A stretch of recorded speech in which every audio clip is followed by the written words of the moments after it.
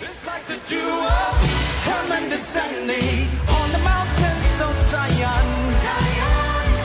Prophet and Lord, commands His blessings, life forevermore. Come on. The anointing is God's power to fulfill His purpose. The anointing is God's presence that enables you to occupy His promises. Anointed people do not make excuses. Anointed people make history. The fear of the Lord, it's God's treasure. The fear of the Lord is Jesus's delight. What is the fear of the Lord? It is not to be scared of God.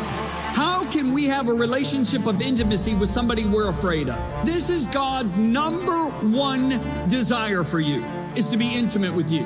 The fear of the Lord.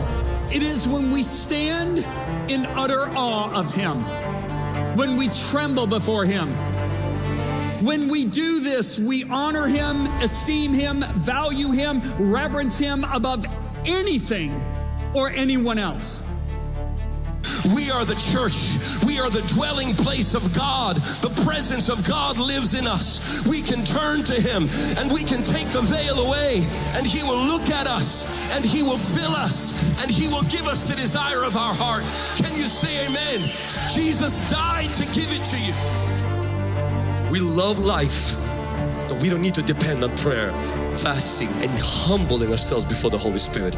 And I know this battle will be over, the finances will come, but just about next year we're gonna have another big problem, another big challenge. It's gonna be another one and another one and another one, because Goliath was not the first giant and he's not gonna be the last giant. And I wanna tell you something, that this problem will be solved. You will take back what the enemy has stolen. You will walk in victory, but there is gonna be another challenge, and there is gonna be another challenge. So I wanna tell you, buckle up. The Holy Ghost is in with you for the ride. He will be your senior partner. He will be your mighty warrior. He will be your healing when you are sick.